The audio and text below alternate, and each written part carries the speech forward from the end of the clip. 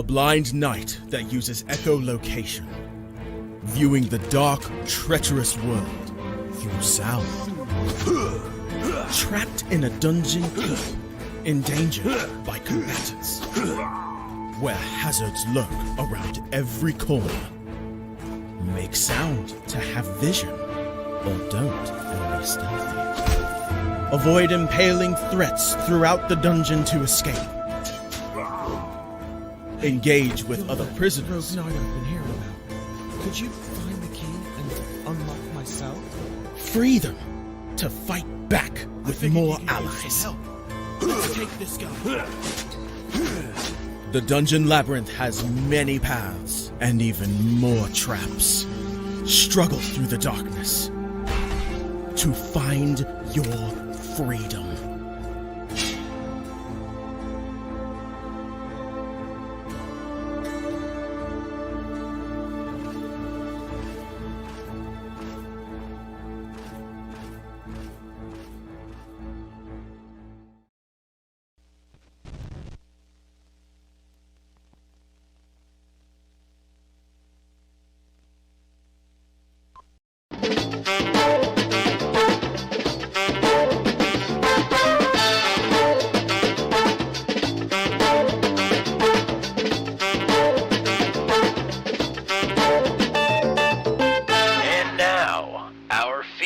Presentation.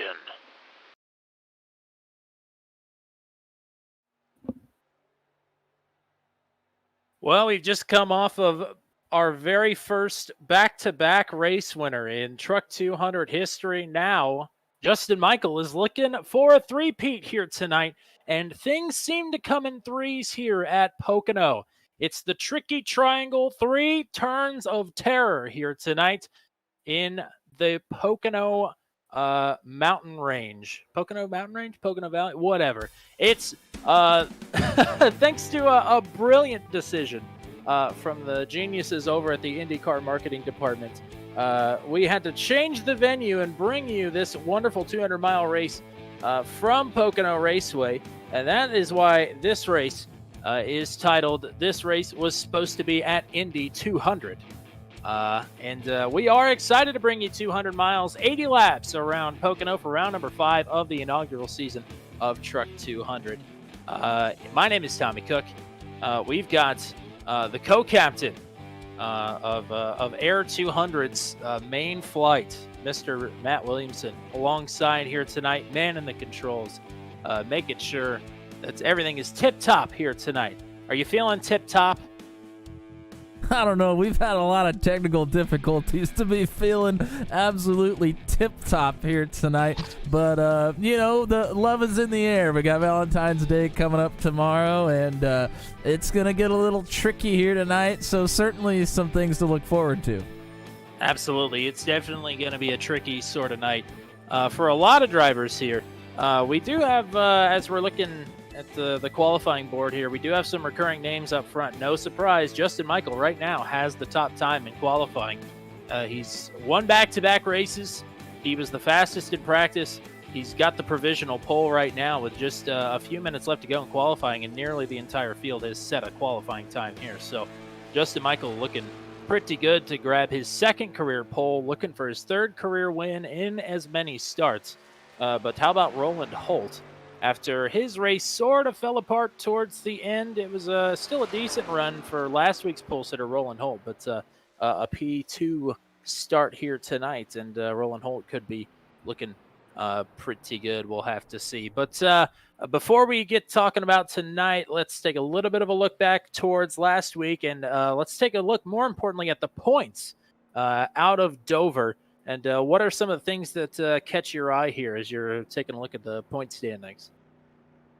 Well, I mean, obviously you're going to see the big move over the last couple of races. Your back-to-back winner, Justin Michael, has moved up to 7th in the points. Still 224 points behind Steve Roman, so even a win and Steve doing the worst he can do here tonight, Justin Michael will still not be able to take the points lead, so that's something to look for.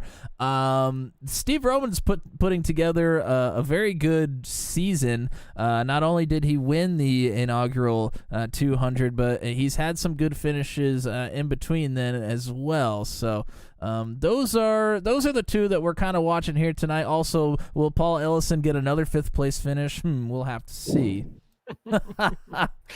Yeah, we will have to see. He did break the combo last week, an 8th place finish, I believe. Actually, it was a 7th place finish for Paul Ellison last week. Yeah, I think you're right. So 7th place for Paul Ellison, still not too shabby though. And Steve Roman right now way down on the speed charts here, down in P16. He did finish P3 here just a few weeks ago when the Venom Truck Series was here, and that was quite a crazy race here not too long ago when we had the Venom Trucks here.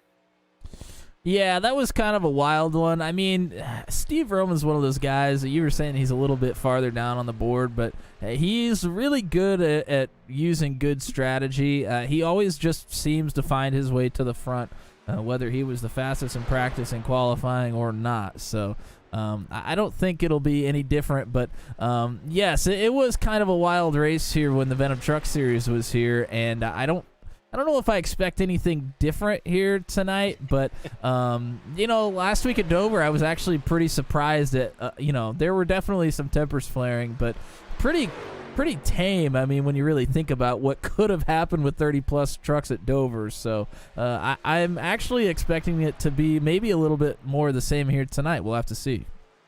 Yes, 32 trucks at Dover last week, only 26 here tonight, but never mind that, because they're a good crop of 26 drivers here tonight, including 2 debuting drivers, one regular with the Venom Truck Series that you've been seeing on Tuesday nights, and he's the most recent All-Star race winner. Michael Dean is in the field here tonight, making his first career Truck 200 start, and it's finally time. We got him out of the chat and we got him onto the racetrack. And my man hopped straight back into the sim and went 1 for 1 in the Venom Classic Cup, winning that 87s race at Dover in his very first race back on the sim. John Kay is going to be driving in Truck 200 here tonight. The cult of personality. He's back. And, I mean, he's back, but also he's here for the first time. Yeah, here for the first time in Truck 200, and yes, he's been in the chat quite a bit.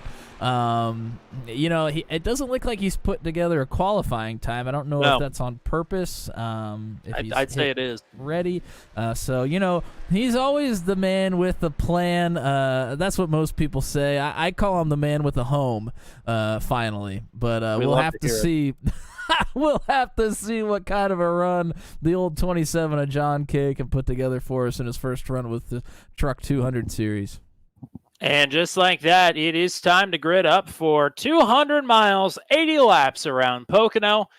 This was supposed to be in Indy 200, and the starting grid looks like this. Second career pole and his third career start, going for win number 3. Justin Michael is looking unstoppable.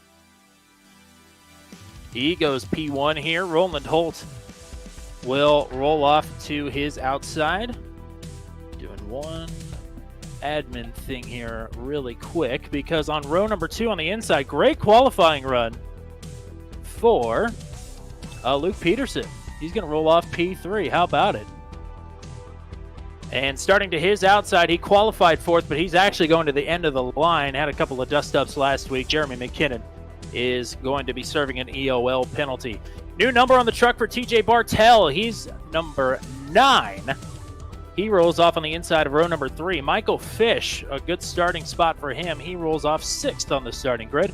Row number 4 on the inside, Ryan Dye rolls off in P7, looking for a bounce back after his Dover mishap last week.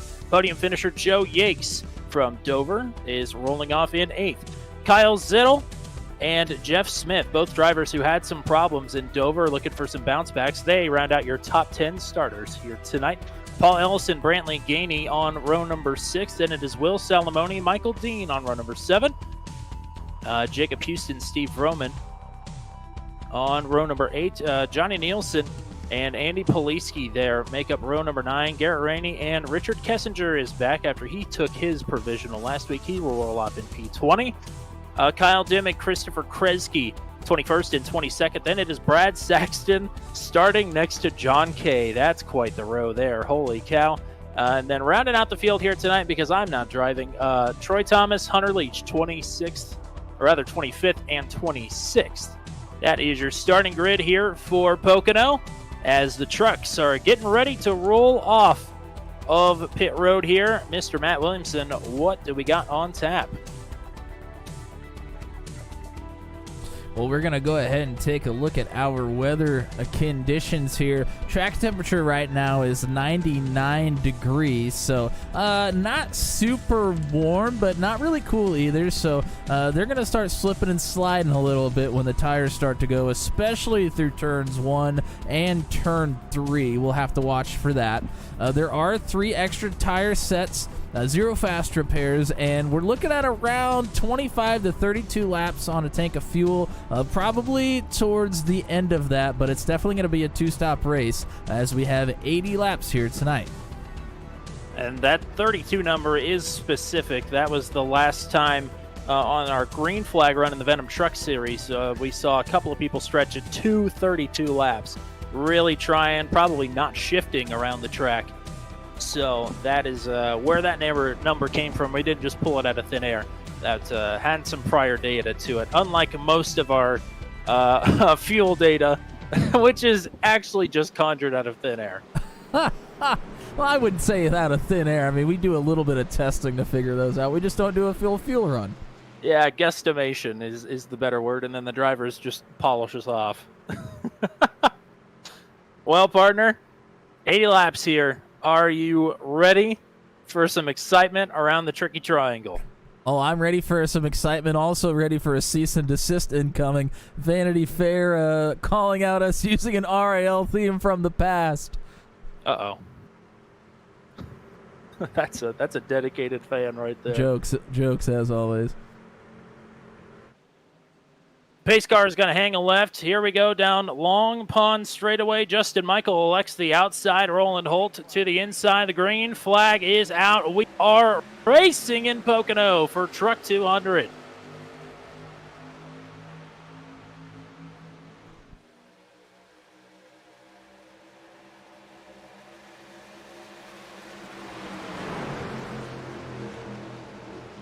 Roland Holt from the outside swoops down all the way to the inside, enters on the bottom of turn number 1. They are stacked up right around 5th place right now. A little bit of stacking up there, as you mentioned. Making it through the tunnel turn, we'll see. For the most part, everybody minds their P's and Q's, some side-by-side a little bit further back. So up front, Justin Michael is going to hang on to lead lap number 1. Richard Kessinger has just gone up into the wall. He's going to keep it going, but he has lost several spots. A couple of drivers making moves here into turn number 1.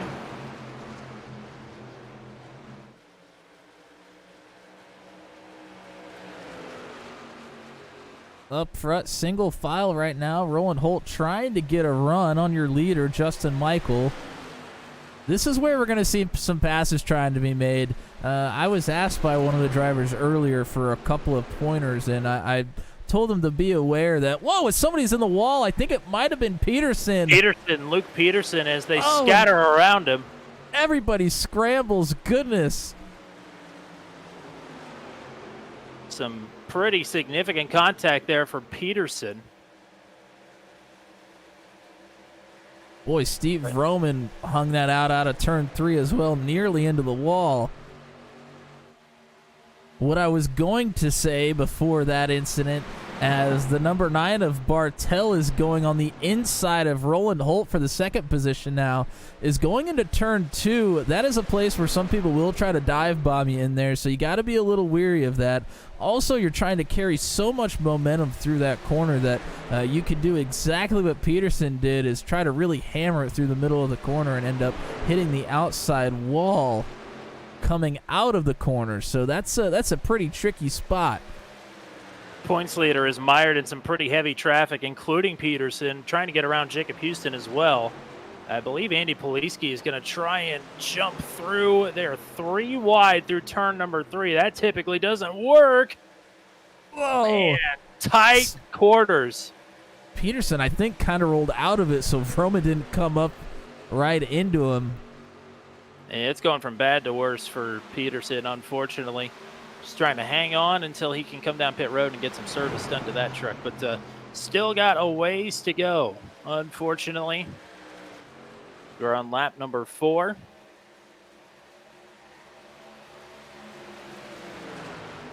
Ryan Dye in that starry paint scheme, really good looking truck. He's come out pretty good on the end of this deal. He's up 3 spots. He's running with the top 4 all single file front to bumper right now.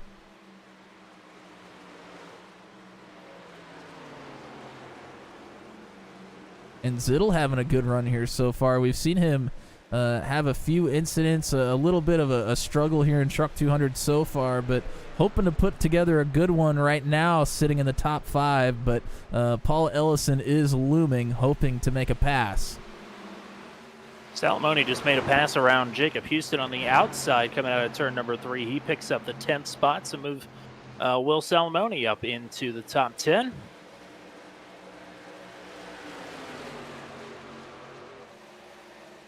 As Brad Saxton didn't quite make the starting grid, so that is him yielding to the leaders there on the bottom. As the top 4 nose to tail as we work lap number 5 around Pocono. 76 laps to go. And on screen there, we were watching Houston and Poliski, and that's kind of what I was talking about in turn number 2 as Poliski's now under fire from Garrett Rainey. Those were close quarters right there. But Poliski kind of snuck his nose underneath of Houston going into turn 2, and that's exactly what I was talking about. You don't really expect somebody to try that necessarily because you know they're trying to carry a lot of momentum, but it can take you by surprise, so you got to be careful of that. 3 wide, Rainey, Dean, and Kresge into turn number 1 on the exit. Kresge going to let up and let Dean into line. Holy cow. That is just inside of the top 15 there. So they are still slugging it out all the way through the field here. And the top 3 are pretty much nose to tail still. Bartel is closing in on the race leader here as they work towards turn number 3. Takes a peek to the inside.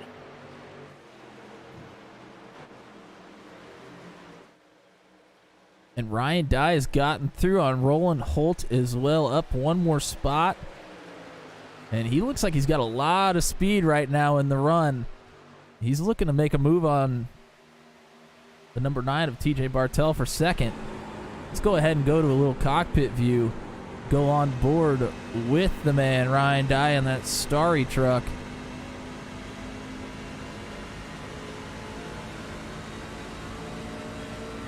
Got as good a look of it as anybody here.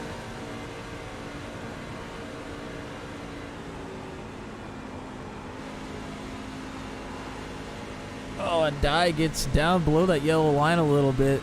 Gets a little bit loose.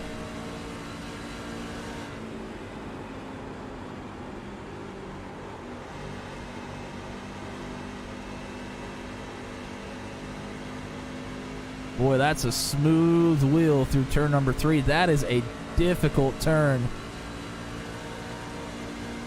Not to jinx it, but a lot of smooth wheels all the way through the field. Just a couple of 2Xs thus far through this race.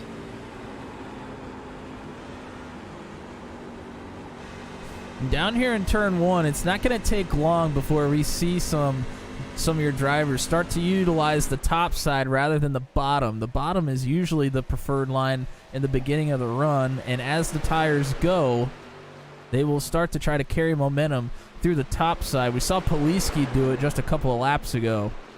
And just as you say that, Zittel takes over Holt for the 5th position on the top side. Now Holt under fire from Ellison, similarly from the top.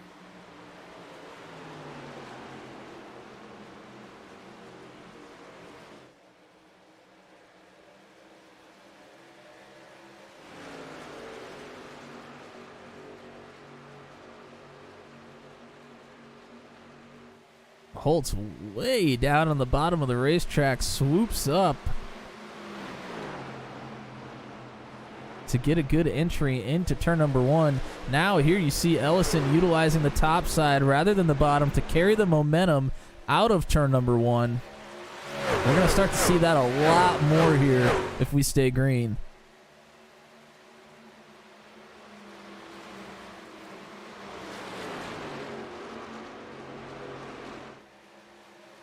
Things have settled down just a bit here. It was pretty crazy the opening 7 laps or so. Everybody's kind of settled into a rhythm here. Going back all the way through the field. And Peterson, obviously the damage that he incurred has played a major role here. He is all the way down in 22nd now. Yeah, what an unfortunate start to the race for Luke Peterson. He's making his second start here tonight with Truck 200.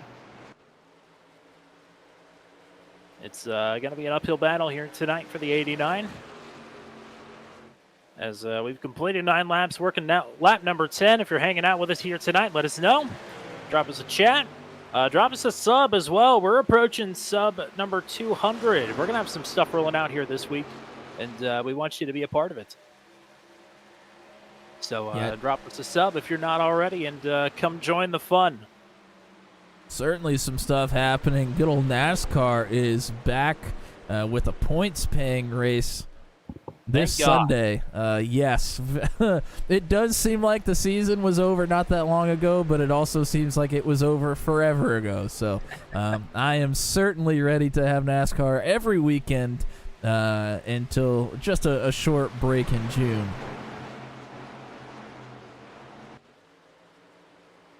And here you see third place Ryan Dye, him and the 53 of Kyle Zittel trying to use that top side to get a big run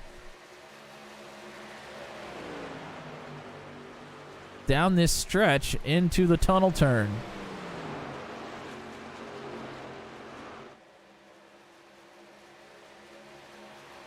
It's like the first side-by-side battle we have on the track has just been resolved, but now Garrett Rainey is going to be under fire from Jeremy McKinnon.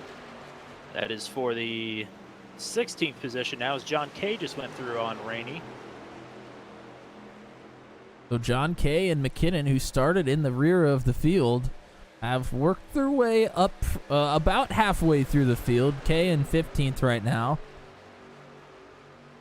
Jacob Houston hanging in with this group as well. Houston and Kay actually made a little bit of contact while they were battling a couple of laps ago. Kay apologized over the radio. And it's starting to get a little bunched up back there again. There's about 5 or 6 cars really battling hard here. Houston's got to run. I don't know where he's going to be able to go with it. He might just send his energy up to Jeremy McKinnon, and he does. So McKinnon is going to complete the pass on Rainey. Now here goes Houston to the inside. The inside of turn 3 is probably going to be preferable here. Ooh. Whoa, as Rainey comes down to try to block Houston. Houston with a little blink there as well.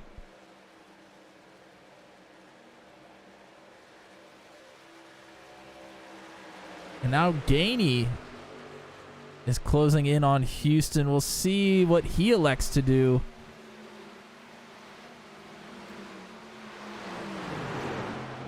John Kay has just gotten around Christopher Kresge now for 14th. As up front, Justin Michael has just put about a 10.5 on TJ Bartell the last time around. So things getting a little more spread out up front. Ryan Dye has fallen past a second. Kyle Zittel's almost 2 seconds back now.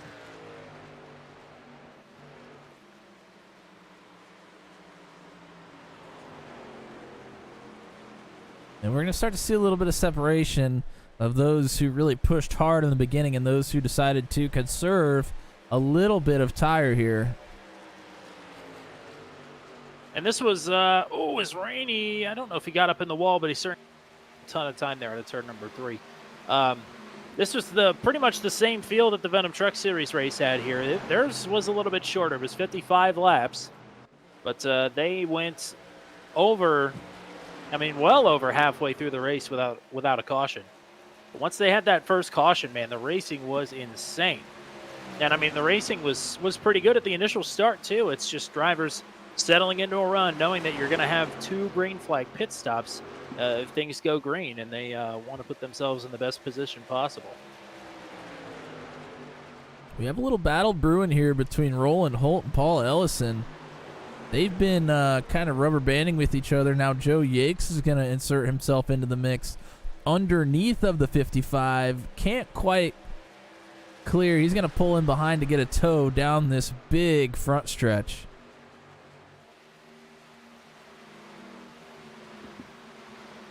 And now Yakes is going to look to the inside of Ellison. Ellison has been using that top side through turn 1 for quite a few laps here now. The last lap, he pushed up a little too high, though. He was way up by the wall, and you wanna be able to get a little bit higher to gain that momentum if you're using the top side, but not quite that high. So he lost a lot of time there. The last lap around. I think I've found the limits of what is too high here at Pocono several times. I think Christopher Kresge just did too. He was almost up in the wall through the tunnel turn. He's going to lose at least 2 spots as a result here. He's starting to backslide just a little bit after he picked up quite a few positions at the start. Well, this is a great battle between Ellison and Yakes. Yakes tried to throw a slider on Ellison going into 3, but wasn't able to clear. They're still side by side now.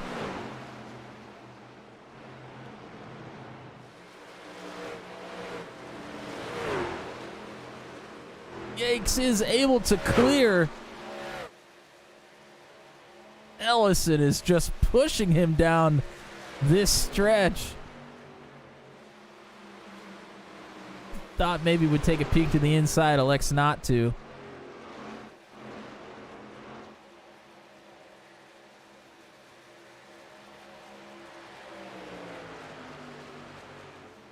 Oh, Christopher Kresge up into the wall.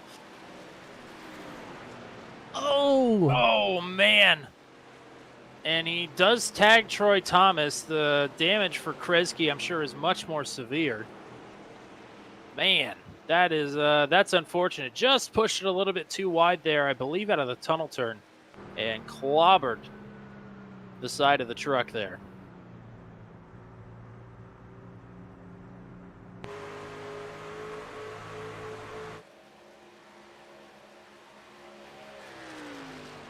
Boy, we've had a couple of those incidents. The first one, there were a lot more drivers around the incident. They were able to scramble. That's a tough place to scramble out of the way, though. That is not a very wide Vroman stretch. Just got up in the wall.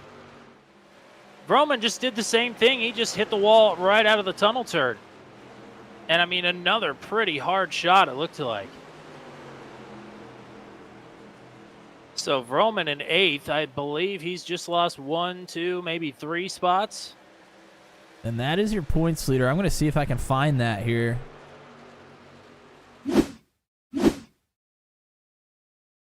Steve Vroman, boy, he hit the wall hard. Yeah, I mean, that was pretty hard. That was not a light shot at all. Shot him all the way down to the bottom of the racetrack. But he worked really hard. He was up 8 spots at that point, I think. Now he's down to 12th, up 4 spots from where he started. And all of a sudden, Roland Holt has gotten back up to 3rd place here, past Ryan Dye. Ryan Dye fading a little bit. So maybe Roland Holt is playing a bit of the long game, as I believe Kessinger and Fish just had an incident out of the tunnel turn as well. Man, it must be really tightening up here. Yeah, obviously those tires are starting to really go and affect. John Kay almost just slapped the wall at turn number 3. Now Yakes and Zittel are battling. Zittel was in 4th. Ryan Dye was in 3rd. Roland Holt's gotten through on both of them. And now Joe Yakes has gotten through on Zittel.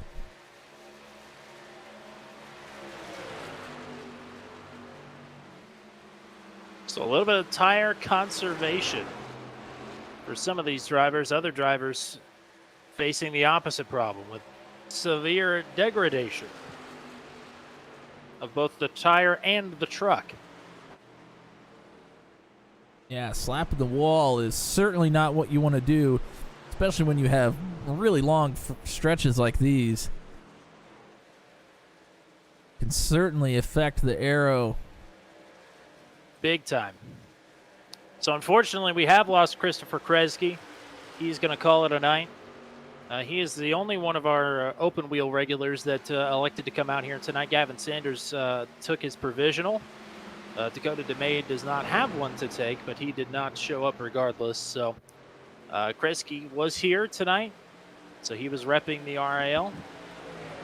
But he will be the first one off the board, as Richard Kessinger, I think, is trying to get woed down down to pit road and missed the entry, got into the grass a little bit, so he's going to motor on.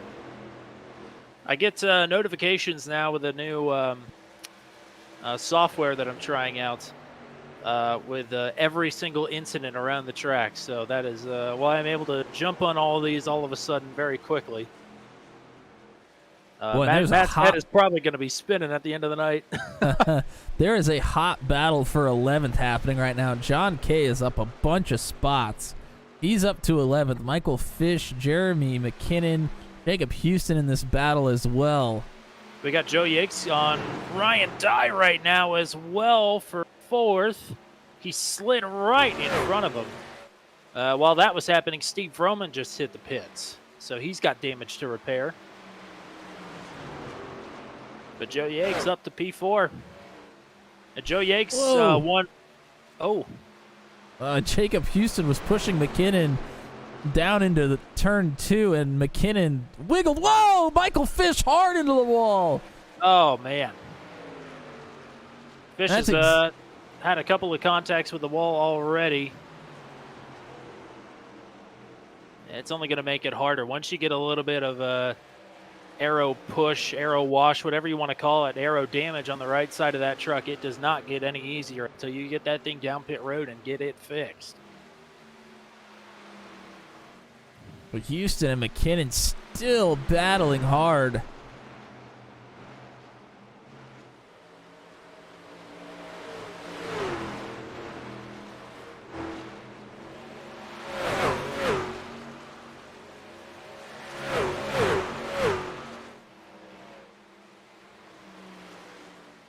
Somebody we have not mentioned a whole lot this broadcast is Michael Dean. Yeah. Up quite a few spots, as Andy Poliski's up 10 spots from where he started. Nice opening stint here for Andy Poliski. Michael Dean up 5 spots to the 9th position as well. And McKinnon and Houston continue to go back and forth here. Steve Roman is exiting the pits.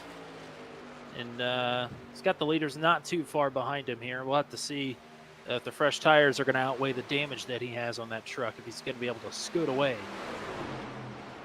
We're not too far from seeing more pit stops here, I think. I mean, if you look at this race in thirds, as you should be probably, I mean, if you go 25, 25, 30 if you wanted to, or some sort of variation of that, pit stops are going to be happening between now and about 6 laps from now, most likely.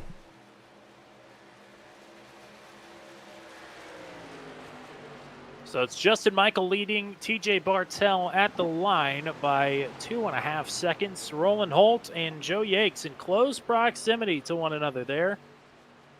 Working through some lap traffic. What I was about to say earlier was Joe Yates won in the Thursday Night League that we're in together. He won the season opener at Daytona. So Joe Yates is on quite the roll here of late. Not just in Truck 200, but everywhere. Yeah, he's put together some good finishes. It's been good to try to get to know Joe a little bit here, as I didn't really know him beforehand. And he's on a nice little stretch here, looking to continue it.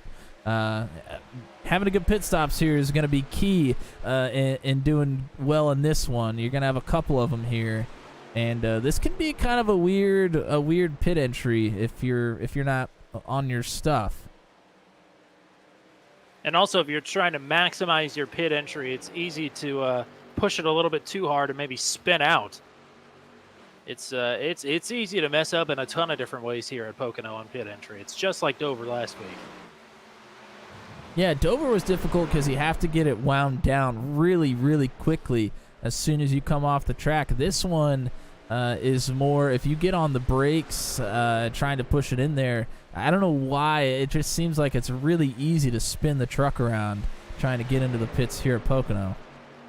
Michael Fish with some damage hits pit road. As we are working lap number 24, pit window, in theory, is open next time by for the race leaders.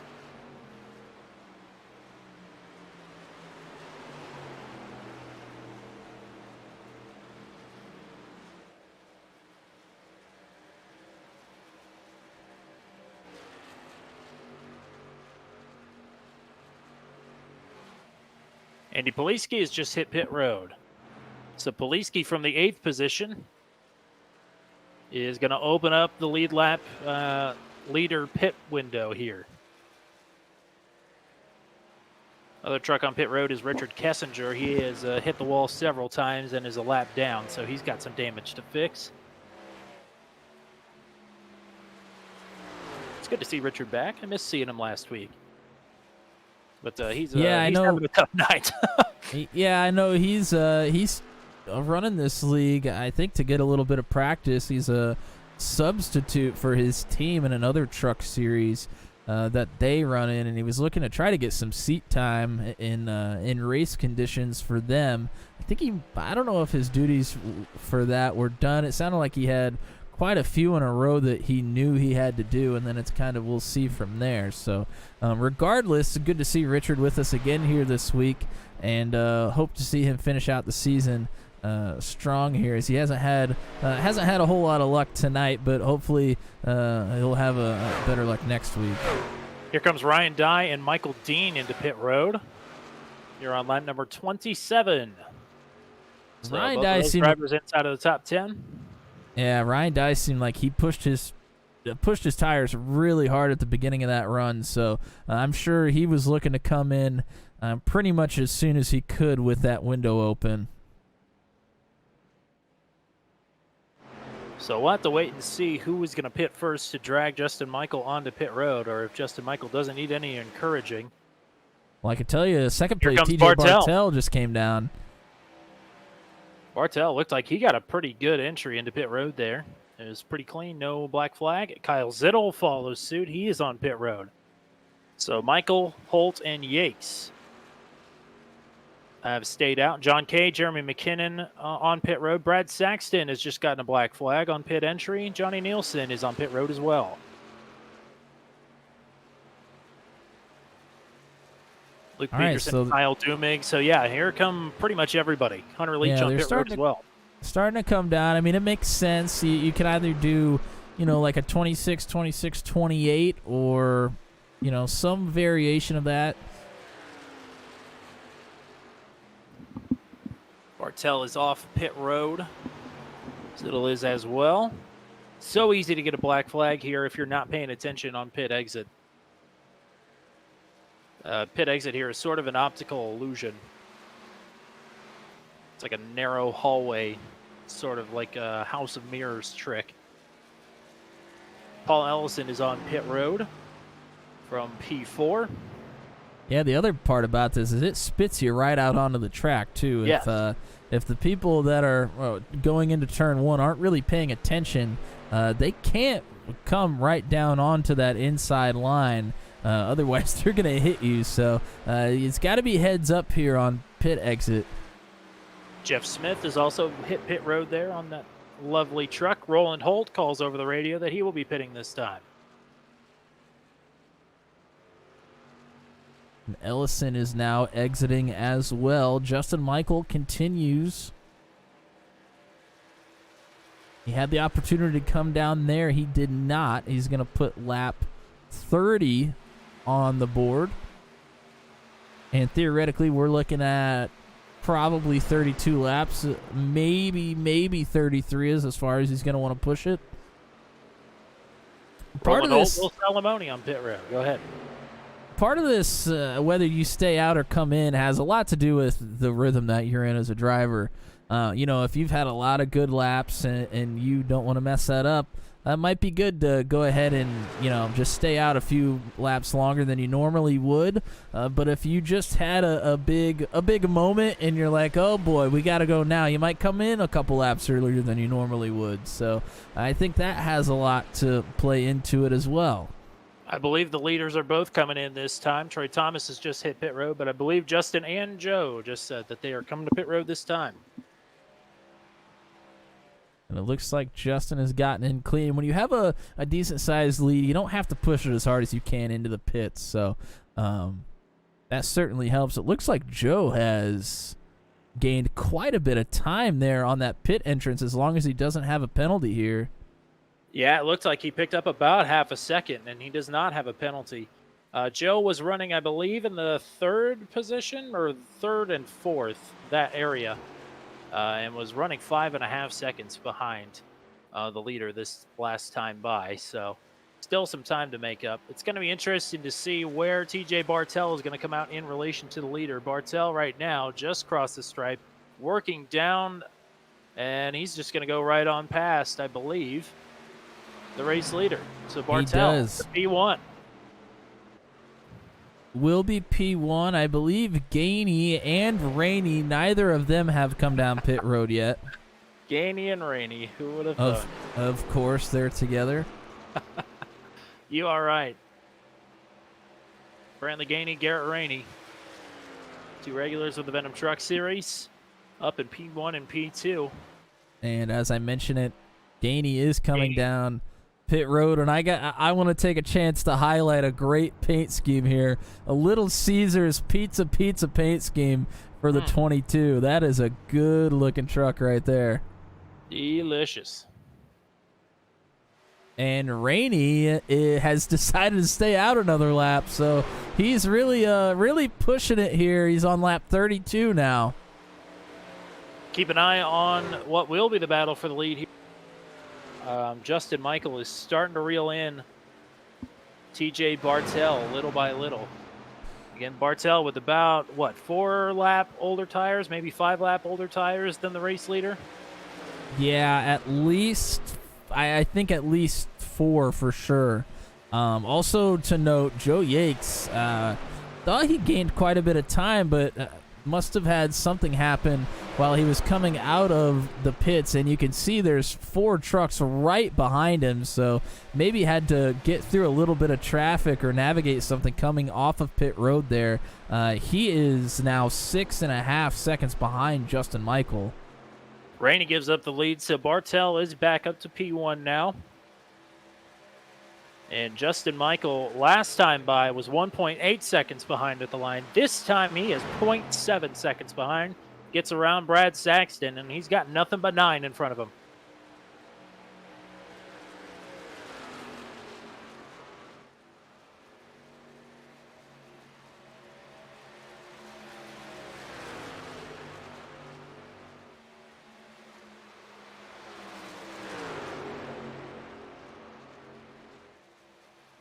Let's take a minute. We're going to go cockpit view with Justin Michael and see what he's doing to turn these fast laps here around Pocono. We'll get to him as soon as he comes out of turn 3. If you want to stream snipe him, he's live right now on Floorboard Deep on Twitch, but you can go watch that later. He's about to hit 50 followers, which is a huge accomplishment. Yeah, on Twitch, that's the magic number. That's what's going to be able to get you, I can't remember what they call affiliate. I think it's an affiliate status with Twitch. And, you know, that feels good. I've been able to do it once in my life. As he's got a huge run on TJ Bartel here out of turn 1. Yeah, half a second quicker that last time by. It was all but inevitable that Justin Michael was going to retake the lead here into the tunnel turn, and he's got it. Bartel in the points game right now. Those are a couple of crucial bonus points here, trying to scratch and claw, especially since Steve Roman right now is 1 lap down in 22nd. So Roman, we saw him hit the wall hard, probably tried to fix a lot of his damage. And is certainly hoping for a caution here at some point to try to get that back. Anybody knows that or anybody that watched the Venom Truck Series race here knows how quickly it can turn around. We ran almost the entire length of the race caution-free, and then pretty much had 3 bang, bang, bang cautions right back to back to back. One of them was like a 10-truck pileup out of turn number 3 of all places. So it can happen anywhere, anytime. Your fortunes can switch around here in a hurry.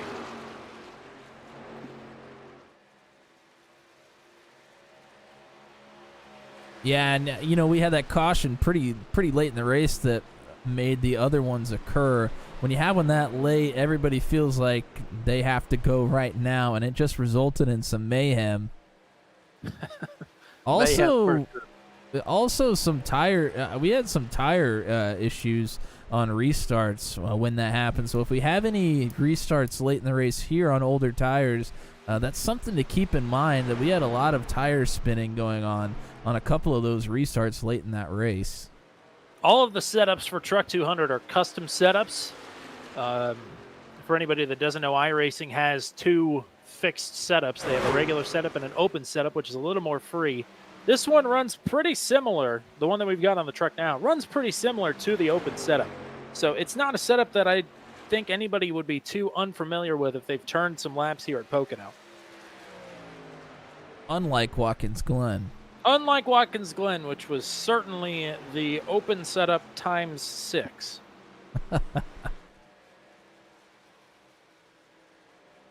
And Justin Michael hasn't really pulled away from TJ Bartel too much, but you got to think as soon as Bartel got past, he's probably looking at the lines that Justin Michael is taking, trying to maybe learn a couple of things, but also maybe pushing that truck a little bit harder, and maybe Justin Michael is going a little bit easier trying to save those tires as well. I think the latter especially.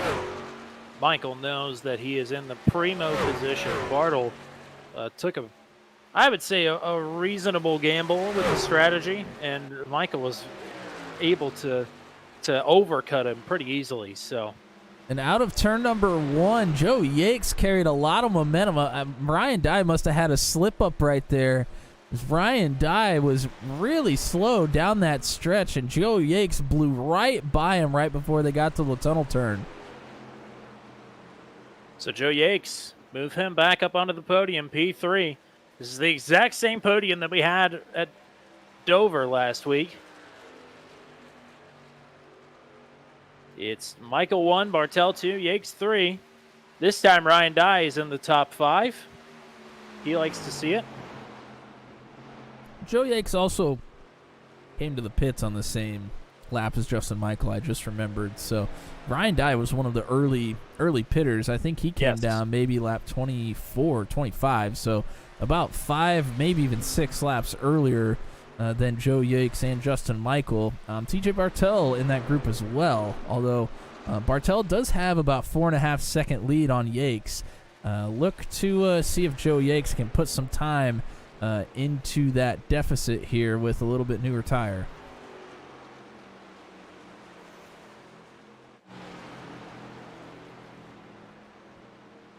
Still a big grouping. I say big grouping. There's a trio here. Poliski, Zittel, and Ellison. Shocking that Ellison and Poliski are together. I can't believe it. Or Ellison and Zittel. It seems like no matter one of the two of them is always together. Like side by side for the entire length of the race, it seems. They are maybe about to go 3 wide here. We'll have to see. Yeah, Ellison's got a big run on Zittel, but nowhere to go. Poliski's on the outside of him. And this new configuration of Pocono, there isn't as much room down there on the bottom. There's not going to be a whole lot of room anywhere, but Ellison is trying to make some room anywhere that he can find it. He hears the distant call of P5, and he wants to get there. Zittel looked like he was pretty loose. Poliski slides in front of the 53 out of turn number 3. A little bit of arrow push there. That's Zittel pushed the nose of that truck wide, but he gets a great run down the straightaway here. He's going to take a look here on the bottom into turn number 1. Boy, Ellison's really high there through turn number 1. We'll see if he can get the power down like he wants to. He can. He's going to have a big run here.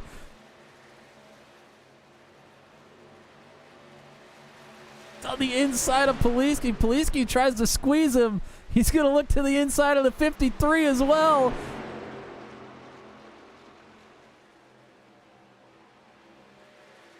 Good stuff here, just outside of the top 5. 6th, 7th, and 8th. 3 drivers that have raced together a lot. That is for sure. Oh, Ellison drifting up the track. Oh, man. That is tight.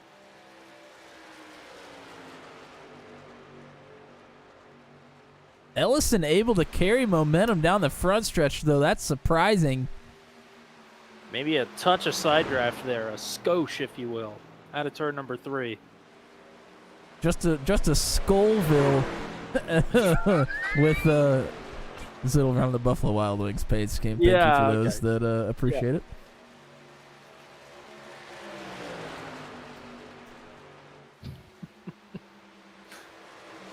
Got no rebuttal here. Elson is going to send it there on the bottom. As, Hunter Leach just pancaked the wall, I believe, in turn number 3. Keeps it rolling, but has got quite a bit of damage on that truck. He's going to pull it into the pits. We mentioned Joe Yakes and TJ Bartel. Yakes has gained about a second on Bartel in the last 5 laps or so.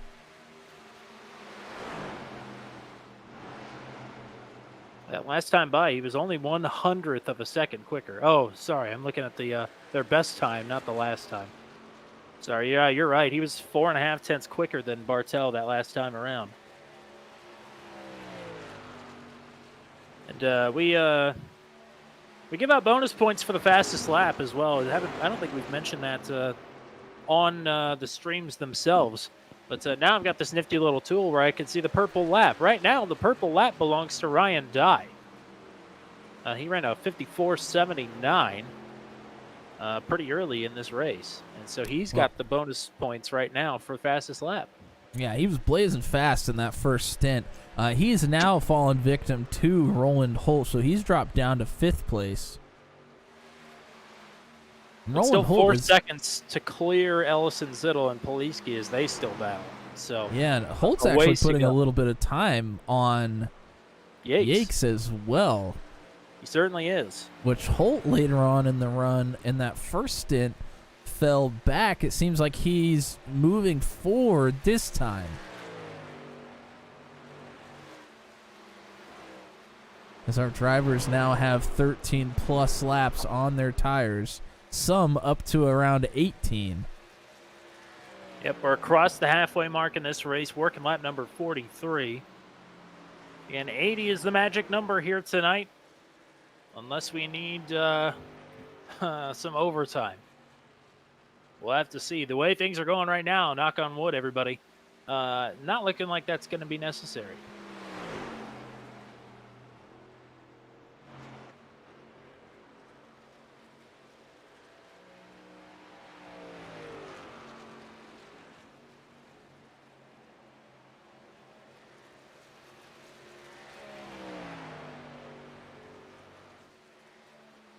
But Michael just entering the tunnel turn. You can see Bartel is not an insane amount of time behind him, but that's about a 3-second gap that Bartel's gonna have to pick up if he wants a shot at this thing. But Justin Michael does have fresher tire as well.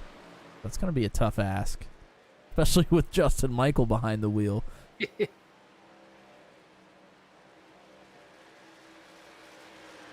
Joe Yakes now working on getting around a lap truck. That's Luke Peterson, the 69.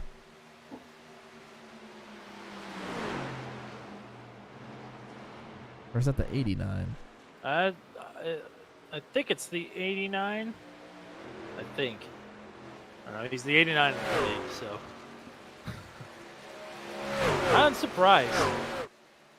We're a giggly group. Nobody took the number 69. I'm very surprised. Well, it definitely looks like a 69, but it does. I think that's because it is.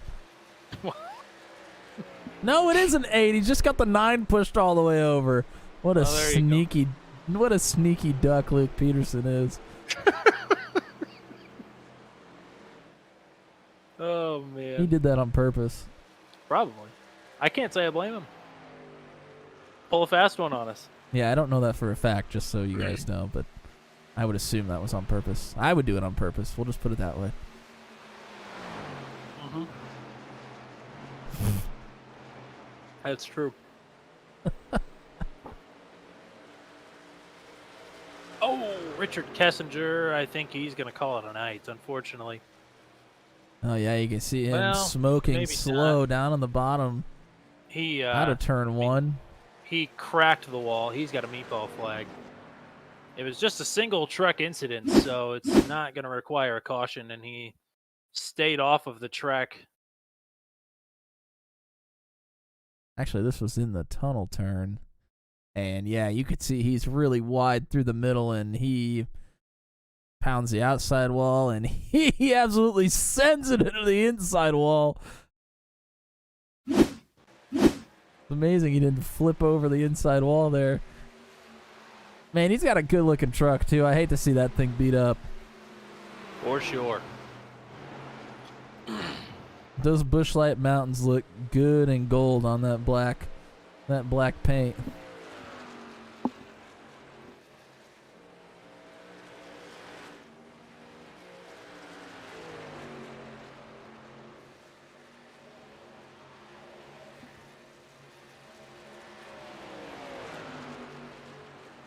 So coming around to complete lap number 47, Justin Michael up over TJ Bartell. It's like it was last week. Oh. This time by 4 seconds. Poliski nearly creamed the wall out of 2. This is the same point in the run that we saw some guys getting really loose. And actually, I guess it would be kind of tight, but you almost slide the truck all the way out, so it's not really tight. It's more like you just don't have the I don't even know what you would call that horizontal grip to keep the Lateral car moving. grip. Lateral, yes, thank you. There you go. That's knew what I you'd was do it. looking for. I knew it. My brain just wasn't working.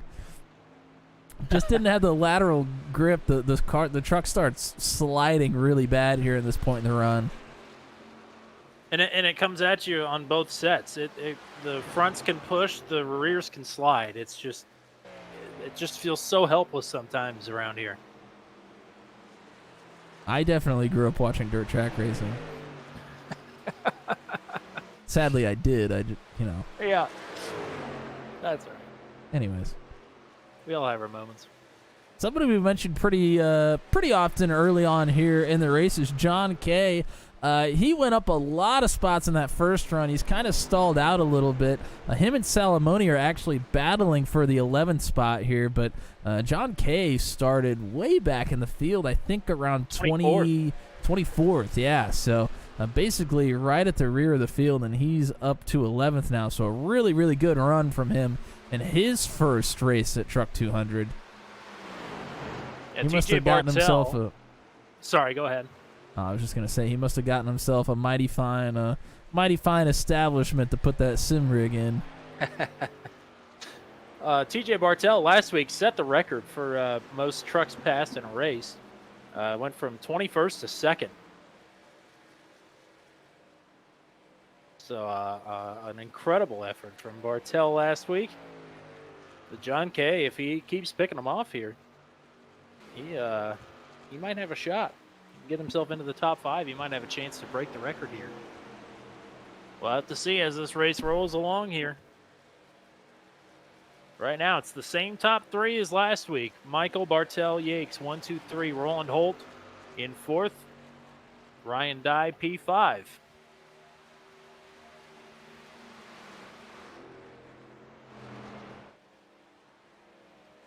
want to give our race leader, Justin Michael, a little bit of love here. We'll go ahead and go to the chase cam here. You can see he's got his Twitch channel's name on the rear bumper.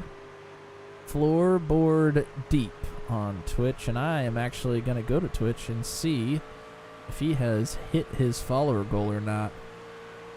And if he has or if he hasn't, that doesn't mean that you shouldn't sub to it. You're gonna learn a thing or two, so do it anyway. I wasn't directing that at you. I was directing that at our friend watching.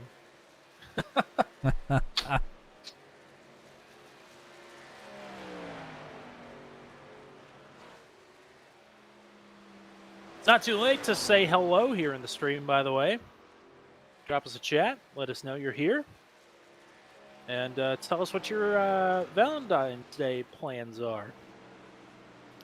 If I had my way, apparently we'd be racing at Iowa tomorrow in the Venom Truck Series. But I think a lot of the drivers would probably have a problem with that. So we'll go ahead and save that for next week. I'll go ahead and allow that.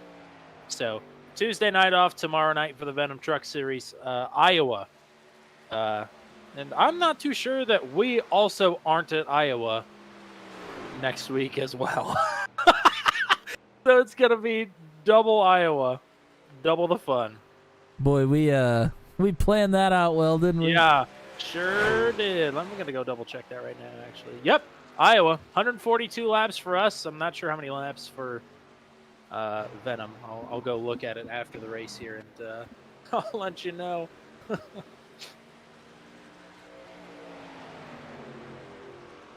Zittel and Poliski are still battling.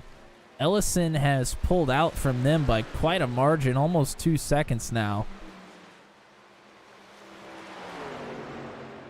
As Brantley Gainey has entered pit lane. Here he goes. And this is the spot where we're going to start to see some. That's a little bit, maybe a little bit early, especially since he was one of the last people to come down pit road. So, yeah, that'll leave him with, what, 29 laps, 28 laps? For him, it probably end up being a lap down by the end of it. I guess 28 laps, more like it.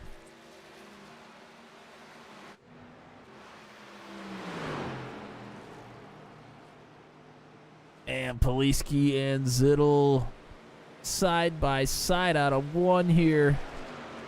Poliski slides up in front. Not a lot of room. Whoa!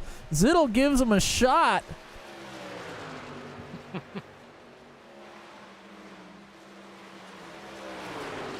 Poliski got Hale's really... Pit road. Look at this run. Oh, they're both in the wall. Oh, my gosh. Pushing each other to the limit, and they went over. Zittel with some decent contact, but Poliski hit pretty hard. We'll have to see if that's going to alter their strategy. Here comes Ellison. All three of them coming down pit road this time. Man, they both were pushing as hard as they could and absolutely slammed the outside wall. And Poliski pushed it into pit road as well. But that may just be a drop in the bucket here with what he needs to get repaired. There goes Steve Roman out of the pits. Michael Fish is coming into the pits this time. Oh, and Joe Yates just about hit the outside wall as well. That was close.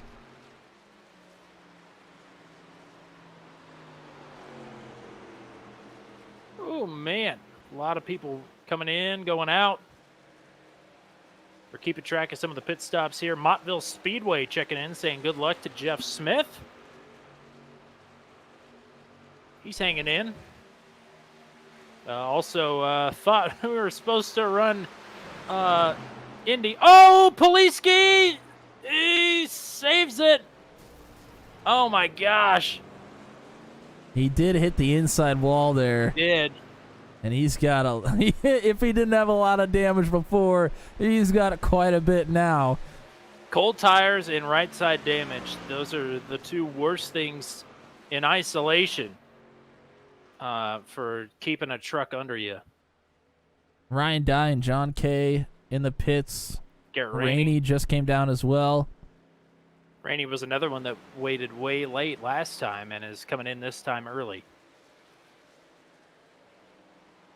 Also, I never got an answer. Apparently on mobile, Twitch doesn't tell you how many Oh, awesome. followers somebody has. So, Roland Holt into the pits from fourth.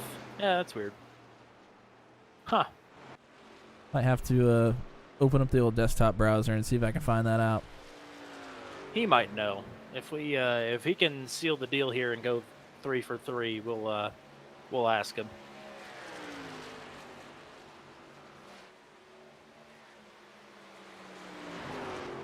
But pit stops underway. Michael Dean, Jeremy McKinnon on pit road now as well.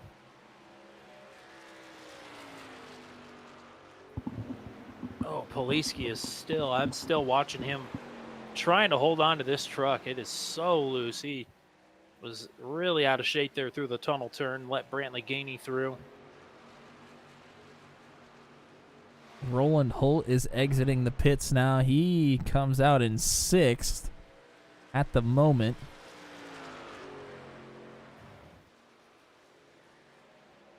Dean and McKinnon not too terribly far behind him. They should cycle out into the top 10. Real congested here all of a sudden in turn number 1. Old tires, new tires.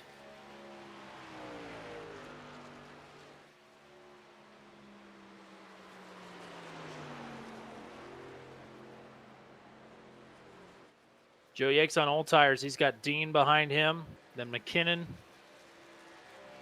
Brantley Gainey as well. All those drivers on new tires.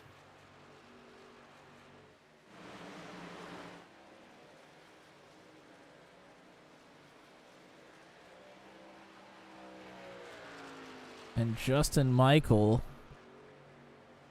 has a 6.5 second advantage over TJ Bartel right now. Joe Yakes has slipped quite a bit here. He is in heavy traffic, though, right now.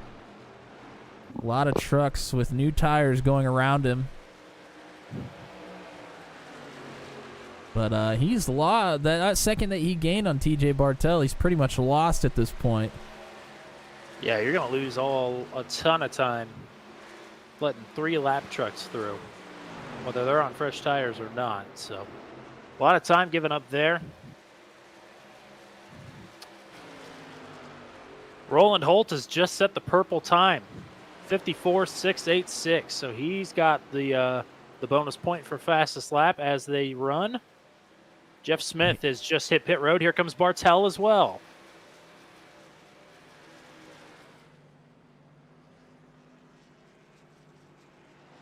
Justin Michaels looking to push this thing out, have as short of a run as possible to end this race. It must be so nice to be so comfy up front that you can do any strategy that you both want and or need. Kyle Dumick, Troy Thomas, Luke Peterson, Will Salamone all have just hit pit road as well. So we're really getting down to the last few drivers here who have yet to come down to get service. Justin Michael, Joe Yakes, I believe Jacob Houston as well are some of the last holdouts here on the lead lap anyways. And Yakes and Michael did not come down pit road until lap 30 on that first stop. So if they're looking to do the same here, they'll be going down pit road in just about a lap.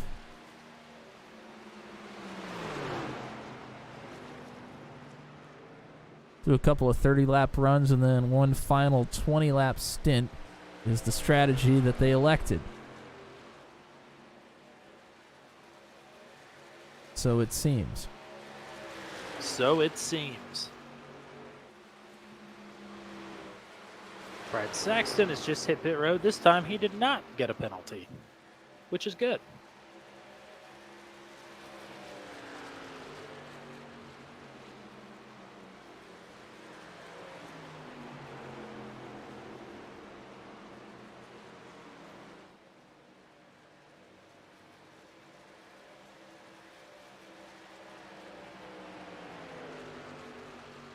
Joe Yakes coming down pit road.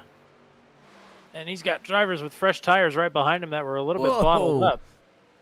Yeah, and he looks like he's getting in there pretty hot. He made it down to speed in time. Yakes does come in. The deficit was about 12 seconds, so I don't think undercutting Michael by 1 lap is going to make the difference. Yeah, Justin Michael decided to stay out another one. I was a little surprised, to be quite honest. And one of the last holdouts as well, Jacob Houston, has just hit pit road. So I believe we're just waiting on the actual race leader, Justin Michael, now. And it's looking it like he is looks going to come like- this time. Yep, he's really hugging that line, slowing down. Getting it down to speed, no reason to push the issue. And he does not. I'll tell you who is looking to push the issue. That is Roland Holt. Roland is TJ. cracking off some seriously fast laps here. Yeah. Like And some of the he- the fastest laps of the entire race by anybody.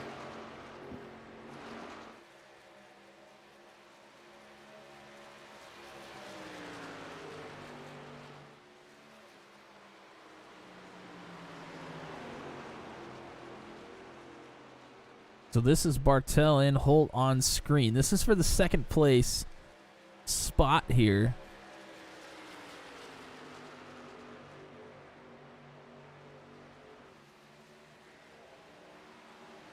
As they are right on your leader, Justin Michael, right now. Did not come out in front. And Michael does have brand new tires now. So for this next lap, Michael is going to try to take it a little bit easy on those tires, but after that, we'll certainly likely start pulling away. Somebody I don't know just PayPal requested me for movie night. Should I give him my entire life savings? That seems like a good idea. Well, you could give him my entire life savings. I'd have about $5 for him.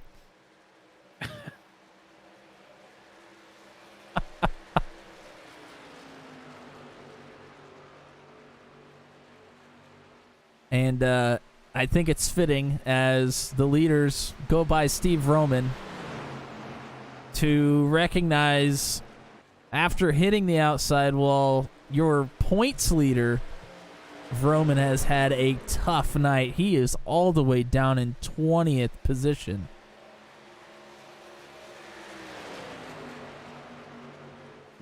Yes, it has been a long night for Steve Roman, unfortunately.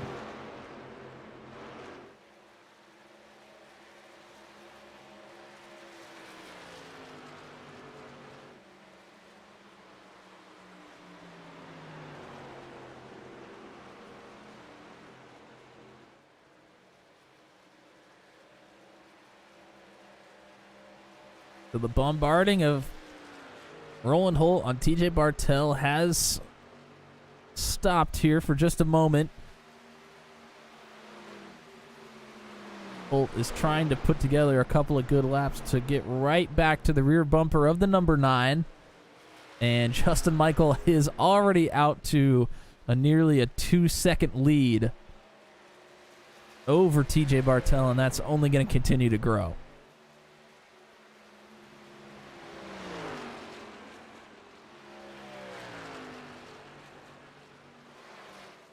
Looking for some battles a little bit farther back in the pack. Rainey and Houston are going at it. This is for the 13th spot as Michael Dean is now in the pits. Did he have a penalty or I'm not sure. was he able to stretch it out that far? No, he hit the wall. That's what happened. I'm gonna go back and look at the incident. Yeah, through the tunnel turn, he sends it really wide, and man, he waylays the wall. So that is probably going to do it here for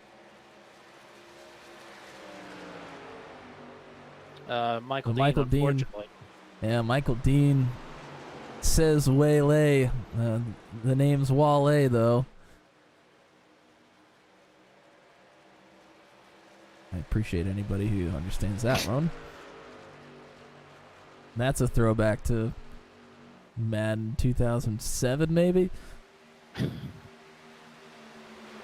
I mean, that's a song that you could know other from that, but that's what I know it from, anyways.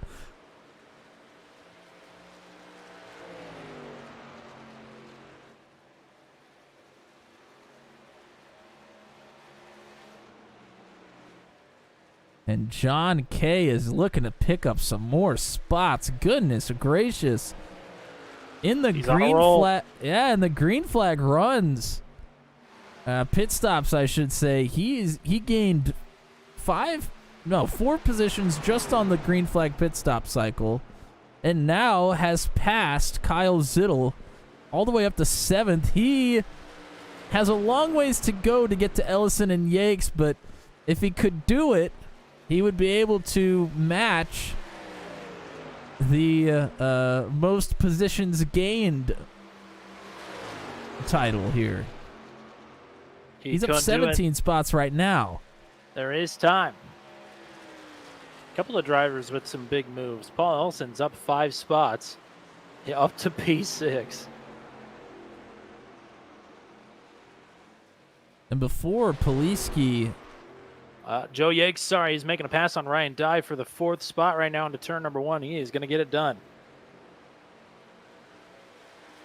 and again, Yakes on fresher tire than Dye.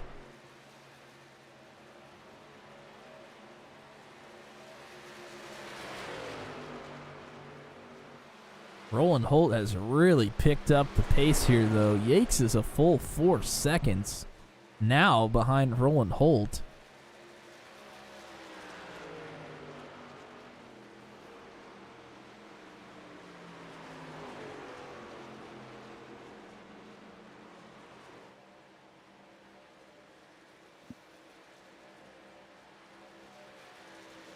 But Yakes has now put a 1/4 of a second into that deficit. So Yakes looking to reel in Holt for another podium finish here. And boy, we have heard a lot from the top 2 drivers and Joe Yakes in recent weeks. Could they do it again? We'll have to see. McKinnon is now hounding the rear bumper of the 27.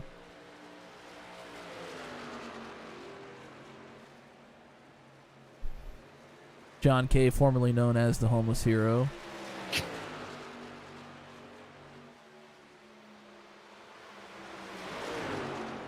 Kind of trying to go for the artist formerly known as Prince sort of thing there. I don't know. We'll have to see if it sticks. That's that's stealing a bit of Ryan Dye's thunder in the Venom Truck Series Discord. The artist formerly known as Mouse Cop, which I believe is a Key and Peele bit, if I remember correctly. Boy, McKinnon was right on the back of the 27 there. I thought he was going to try to make something happen down the front stretch here. Isn't quite able to do it. Maybe just trying to force a mistake at this point. McKinnon decides to go to the top here. Try to get a run on the 27.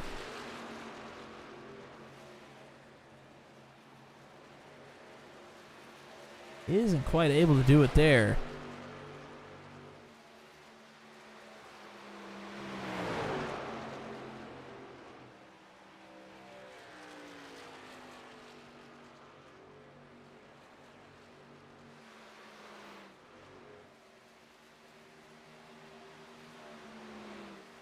Farther up towards the front, Joe Yakes has put about 1.5 seconds on Roland Holt here just within the last 4 laps or so.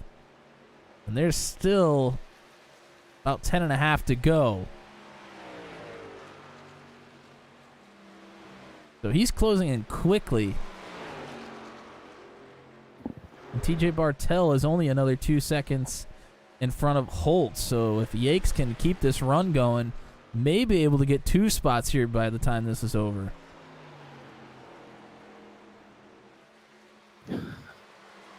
And as we were watching that, McKinnon was able to get around John K.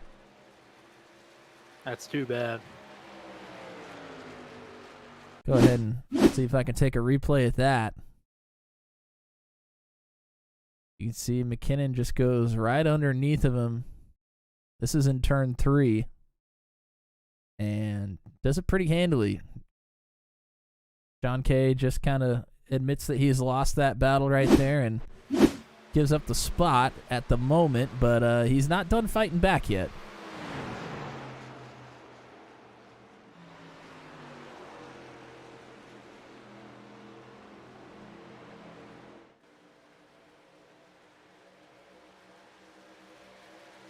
Just had a bit of an incident with Jeff Smith and Kyle Dumig. They made some contact, but they both keep it pointed in the right direction.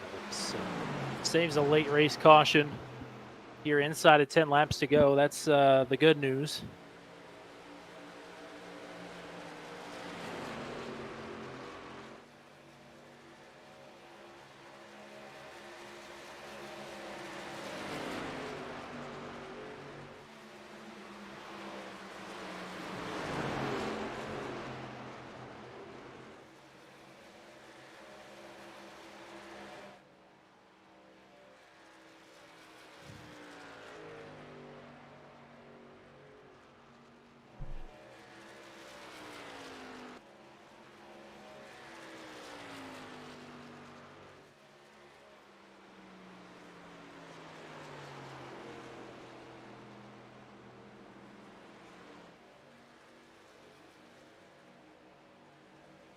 You can see Joe Yakes in frame with Roland Holt now. He is under a second and a half behind.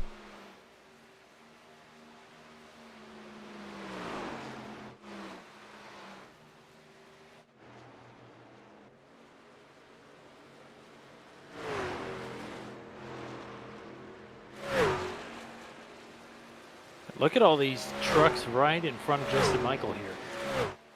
This is a healthy gaggle of in front of the race leader. See, he goes underneath of one. I believe that was Troy Thomas. And Poliski is yielding to the leader as well. He wasn't battling for position, so not losing too much at this point other than just some more time, unfortunately. You know what I just realized is that Adam Cantwell is not here tonight. And he had told me that he might be moving soon, but wasn't sure when, so maybe that is underway. Oh. So hopefully all is well with Adam Cantwell here tonight. What made me think of it is that he and Poliski are tied for 8th in points.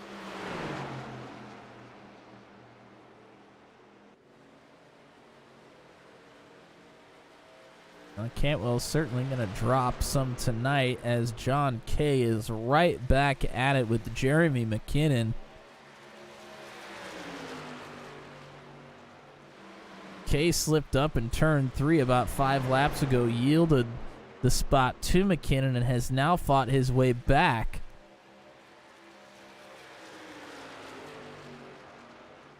Well, that's going on, Tommy. If you want to keep an eye on Yakes and Holt, if you will, to let me know when that battle starts getting real close. It's not going to be too long, I don't think. No. I don't think it will be here. Is Holt trying to hold on to a podium here, coming to 5 laps to go. A little bit farther back here. Yeah, go ahead. Zittel and Salamone are battling. Salamone's going underneath of the 53 into 1, and he is going to be able to slide up in front and take that spot for now.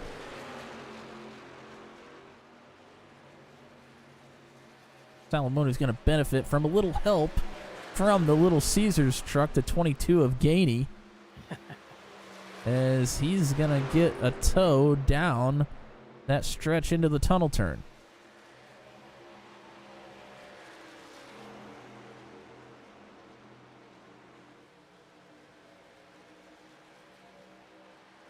Here goes Joe Yakes on Roland Holt for P3. Tell you what, Yakes does a really great job of carrying momentum through turn 1 to get a big run down this stretch. He takes it with ease. I mean, we were talking about Holt coming out of the pits and cracking off some fast laps here. He may be starting to regret that just a little bit here, coming down the stretch. Yeah, he's burned it up a little bit probably, but he's closer certainly to the podium than he was previously, so he gave it pretty much everything he had. You certainly can't fault the effort. A P4 for him right now. Going to be a pretty good run. And no threat from Ryan Dye behind him, who rounds out the top 5 right now. He's up by about 5.5 seconds over Dye. The lead right now for Justin Michael is over 7 seconds over TJ Bartell. So it's been another nice, easy cruise out front for the 78 of Michael.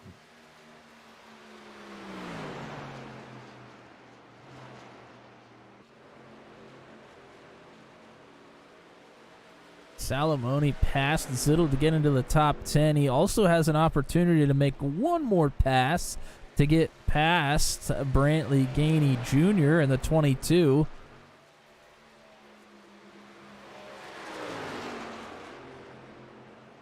This is the point in the run where we saw some people slapping the wall out of the tunnel turn.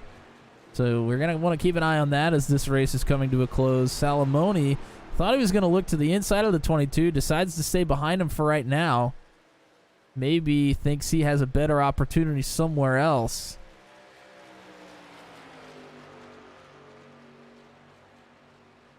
Brad Saxton just had a bit of a brush with the ball as through turn number 3, Justin Michael is coming to 2 laps to go.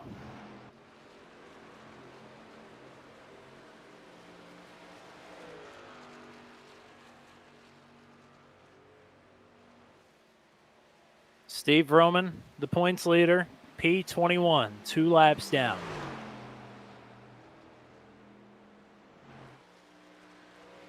And it's not looking like he's going to be able to pick up any spots here down the stretch. Also, want to let the viewers know I did get a follower count on Justin Michael's Twitch channel, Floorboard Deep.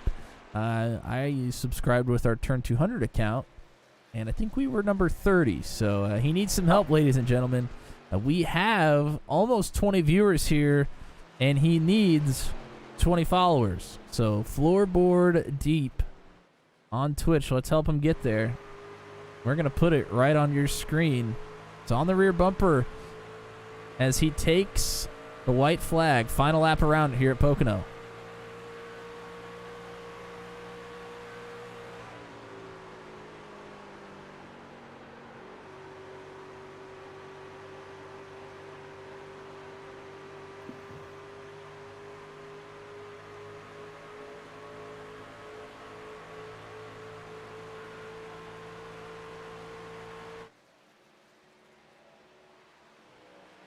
One more trip through the tunnel turn.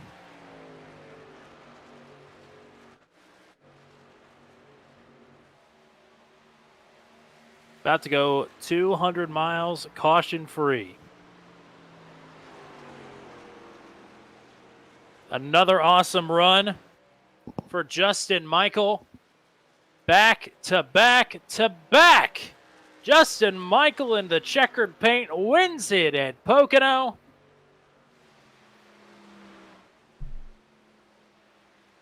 How about it? 3 races, 3 wins, untouchable out front.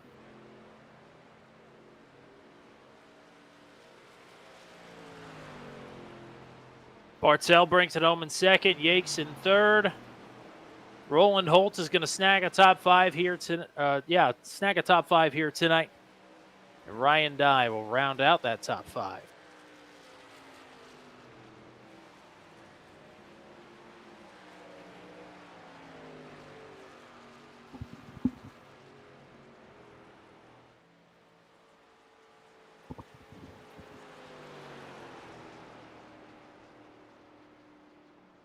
One thing is for sure, there's going to be a lot of shaking up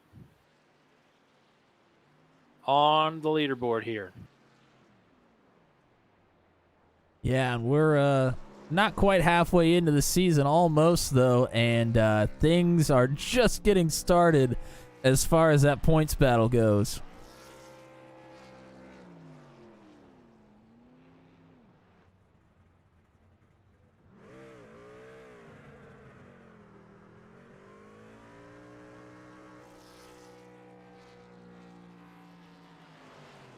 burning them down. Your race winner. Jeremy McKinnon thought about joining in the celebration there. It's good to see Jeremy finally finish a race, actually. This is the first race that he's actually finished with the Truck 200. So not only that, he's going to get a P7 out of it. There goes And the there motor. it goes. The tradition continues. Yep, every time, the last 2 races, and does it again for the three-peat here at Pocono. 3 wins. Picked up his 3rd at the 3-turn Triangle Pocono Raceway. Let's give you the full finishing rundown here. It's Justin Michael, TJ Bartel, Joe Yates. Same 1, 2, 3 as last week at Dover. We're seeming to find our consistent front runners here. So we'll hear from all 3 of them here momentarily. At least I hope anyway. Roland Holt, career best P4 finish here tonight. Ryan Dye, a second top 5 of the season. Good to see Ryan back up front here. Paul Ellison, a P6. Man, he is mighty consistent, isn't he? Has not finished outside of the 5th, 6th, or 7th positions thus far this season. Jeremy McKinnon, a P7. Like I said, first time he's finished a race with Truck 200 this season. So great to see Jeremy in the top 10. John Kay, 1 for 1 for top 10s. He goes 24th to 8th. How about it? A plus 14 for John Kay here tonight in his debut. Brantley Gainey will finish P9 here tonight, his first career top 10 in Truck 200. And Will Salamone, his worst finish of the season is 10th. I mean, that's pretty good. So a good run. And he was battling pretty much all night as well. So P10 for Will Salamone. He rounds out the top 10 here tonight. Kyle Zittel in 11th. Jacob Houston, a nice bounce back after a tough Dover last week. He's the last truck on the lead lap in 12th.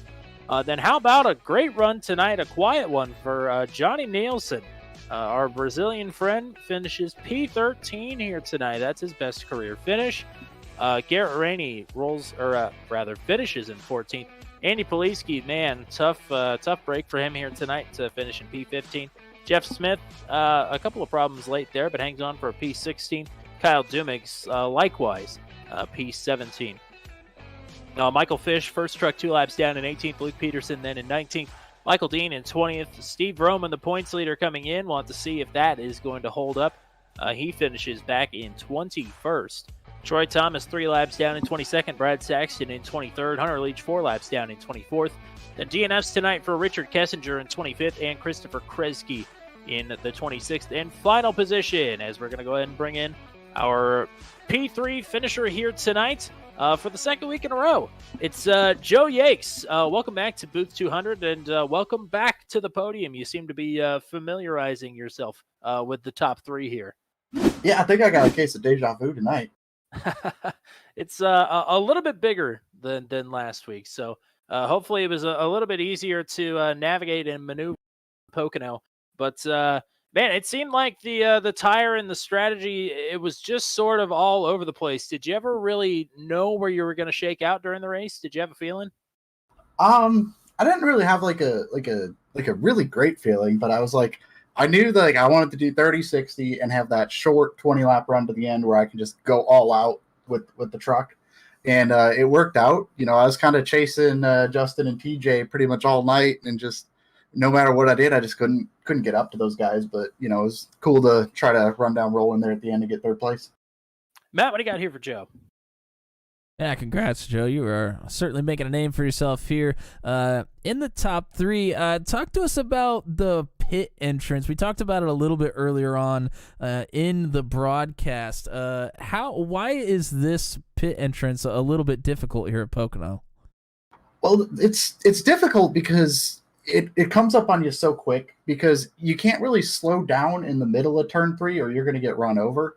So you have to get around the corner, keep the speed up, and then you have just a very short amount of time to get slowed down before you get to that entry cone and get a speeding penalty. All righty, shout outs for you here while we got you on the podium once again. Yeah, I just want to shout out my teammate tonight, Richard Kessinger. Him and I did some practice before tonight's race, and unfortunately, he didn't have that great of a race. But I also want to shout out, HD Motorsports, Indy Autosport, and my fans over on Glimish that were riding along for tonight's wonderful triangle adventure. You've been getting into quite a few adventures of late. You're still riding high, I'm sure, off of last Thursday's big win at Daytona. So nice to follow up a P1 with another P3 here in Truck 200. Absolutely. Looking forward to next week. All righty, we'll see you then, partner, and go pretty hard. Thank you. We'll see you later. All righty. Second place again, off in the bridesmaid, yet to be the bride, but I'm sure the day is coming here for TJ Bartell. I still have you in the Discord as number 59, but that's the only thing that's different about this podium from last week is that you dropped the 5 in your truck number. You are P2 again, brother. Welcome back. Thanks, guys. Yeah, I appreciate it. Figured it'd be a little cheaper in the paint shop to do one number than two. So, and it wasn't bad luck, so that's a good thing. Oh, well, that's good to hear. What's where did you think you were making ground on Justin, if anywhere, and where did you think you were losing out the most? Well, I know how good he is just from the limited time I've seen him. He's just really, really smart and smooth driver. And the first run, I was trying to save tires running behind him. A couple of times, I could tell I could have passed him because he was saving tires too because the corners are so hard on the right front here, so you got to kind of have to do that. But once he started edging out away from me, then it was like, okay, can I hang on to second? Are these guys behind me, going to catch me? And I started pulling away from them, so I was like, well, I should be, in good standing here to have a good finish with this. Matt, what do you got for TJ? Yeah, TJ, congratulations. First of all, you were on a little bit of a different strategy than the other two on the podium here, Justin Michael and Joe Yakes. You mentioned that you thought that Justin was just a little bit too quick for you, but when it comes to trying to keep in that second spot, when you come out of the pits on that final run, are you thinking, all right, let's push it as hard as we can, or are you trying to conserve as well like you saw Justin doing a little bit earlier? Well, the last run I knew was a little bit shorter, and I knew they didn't really catch me at the end of the run, the guys running behind me. So I was like, I'm just going to go out here and drive how hard I think I need to drive and, just try and manage it and hopefully traffic I don't catch in the wrong spot. And it just worked out really well. The truck stayed under me pretty decently. Shout outs for you here tonight. Yeah, I want to shout out to you and Matt in the booth. You guys do a great job. Can't wait to go back and watch this and see if I made any mistakes that you caught or, how the competition was. But just a great league to run in. Appreciate you guys having me here. Thank God above for blessing me with being able to run up front with these guys that are, I think, a lot better than me. But just a good run overall. Very happy. If you made many mistakes here tonight, I certainly didn't notice. Matt, did you notice any mistakes tonight? Am I missing any? Absolutely not. You'll get to watch mistakes of others, but not yourself, my friend. Thank you, guys. I really appreciate it. All righty. We'll see you next week, partner. All righty. 3 up, 3 down. Just as easy as that for Justin Michael. He's back in victory lane. The three-peat is on here at the Triangle. Welcome back. How are you feeling after that one? It was a good race. I don't know. I love this track, but it's one of the most boring ones out there that you can run. That's for sure. Next to Indy. Oh well, yeah. Never mind. Anyway, I love Indy too, but yeah, I'm just saying. Yeah, well, that's was where supposed to be at Indy, but yeah, that's the joke here is that this race was supposed to be at Indianapolis with the whole IndyCar sort of streaming thing. It got moved away from there. So, nevertheless, it just seemed kind of like you were playing with your food a little bit tonight. You tried the undercut at one point. You had the overcut. You were just kind of sitting back and relaxing. I mean, was it relaxing out there? I mean, everybody up front was kind of just taking it easy. It looked like to me, and not really wanting to push it, just save the tire since it was going to be a long green flag run. And I don't know. I guess I just saved better than everybody else. I was there towards I don't know, 15, 20 laps in. I was trying to break the draft. I knew if I could get a second ahead of second place guy there, I'd be able to pull away because the draft was really keeping him up there. So it really worked out to our advantage. I don't know, about 5 or 6 laps there. I was kind of snaking down the straightaways trying to prevent him from catching us. All right, Matt, what do you got? Yeah, first of all, congratulations. 3 races and 3 wins. That's certainly an accomplishment. As far as your strategy, fuel run-wise, coming into tonight, were you planning on that 30-30-20, or your first stint, were you just kind of comfortable and had a good rhythm going, you just wanted to stay out that long? Well, kind of the first one was just playing it by ear. I wanted to see where everybody else was, and it got to the point where we were pulling away, and I figured I would just run it dry at that point. And then the second run, we had, I don't know, 5 or 6 second lead, so might as well just run it dry and let the. I figured he would catch us both times, but he would be 3-4 laps into a stint and really kill his tires. So, just kind of playing that strategy game. Well, you posted earlier that you were looking for a couple of more followers on Twitch. We plugged you several times throughout the night, so hopefully you picked up a few more followers. Hopefully our followers migrated over at some point during the stream and helped give you a little bit of a boost. I think Matt at one point got on and followed on our account, so that's a +1 for you. But, yeah, I appreciate it, guys. We got 4 during that nice broadcast, so I appreciate it. Need 19, I think, more. I forget. I mean, if you keep driving like that, I think they should rack up pretty quickly, I would think. But, I hope so. Shout outs and sponsors, thank yous, anything that you want here tonight. You earned it once again. They're out there watching. Hopefully it was a good race. You guys put on a really good league here, and it's a fun group of guys to race with. And my friend out there, Scott Patton, for painting an awesome truck for me. Hopefully he's back from vacation, so hopefully we'll have a new one next week if he's out there watching. Hint, hint, wink, wink. Nudge, nudge, But and I had a couple good friends out there watching, Darren, Greg, and they always watch my races, so we always appreciate them. All righty, partner. You're racking them and stacking them. Absolutely. You're gonna have 3 checkered flags next to your name here in the Discord momentarily. So congrats again on the big win. How are you feeling about Iowa next week? Yeah, so I really like the last 3 tracks I've raced at, and not Iowa. So if I get a top 10, I'll be happy. I'm not a short track guy, so. Well, there you go. Unless everybody else wrecks. Yeah, well, that is certainly not out of the question at Iowa. That is, yeah, we'll see. The challenge is laid out, though, for the top 10 challenge for Justin Michael coming off the 3-peat. We'll have to see here, partner. But go party hard here tonight. You earned it. Congrats. All righty. That is about all that you could ask for out of a big, fast track like Pocono. I mean, a couple of incidents, but isolated, and no cautions. That's another caution-free race. I mean, we had 4 cautions at Talladega. We had 2 cautions, 3 cautions at Atlanta, none at Watkins Glen, 1 at Dover, and 0 here. I mean, this group of drivers is incredible, and they did another incredible job here tonight. Yeah, I mean, just such a testament to the drivers we have here. Truck 200. Yeah, I mean, I think everybody talks about how great it is to run with everybody. I think we're blessed as league proprietors and owners to have a group of drivers here that have come from people we know and a lot of people we don't know.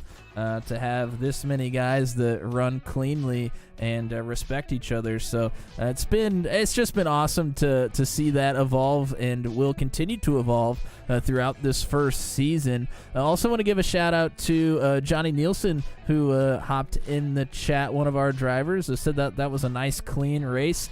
Certainly not something you get on iRacing too incredibly often. So certainly an accomplishment for us here tonight. And JK Gaming asked if he was the hard charger, and yes, my friend, you were by a large margin. You were up 16 spots. The next closest were Garrett Rainey. I think Paul Ellison and Joe Yakes were all up 5 spots. They were the closest to you in the hard charger category, so you certainly did well in your first run here at Truck 200. Yeah, so John K. will pick up the bonus points for the hard charger here tonight. Roland Holt will pick up the bonus point for the fastest lap here tonight. 54.686 was the fastest lap turned in the race. So a pretty sporty lap there after he took his final pit stop for Roland Holt. And he will snag a couple of extra bonus points. Headed into Iowa next week. Anything else you want to say here before we close up shop for the night? As always, thank you to everybody that came out and watched us here tonight. Shout out to Vanity Fair, Mottville Speedway, Nathan Reynolds, JK Gaming, and Johnny Nielsen for chatting with us here tonight. Want to wish everybody a happy Valentine's Day tomorrow. Hope you spend it well, and watch out for some NASCAR content coming out as well. NASCAR season is upon us. Daytona 500 is on Sunday, and we at Turn 200 plan to have some NASCAR content coming out for that. So if that is something you're interested in, and I know that you are, go ahead and stay tuned for that. Absolutely. All righty. So no Venom Truck Series tomorrow night because it's Valentine's Day. People apparently have things to do. I'm not one of them. But we'll be back for Double Iowa next week.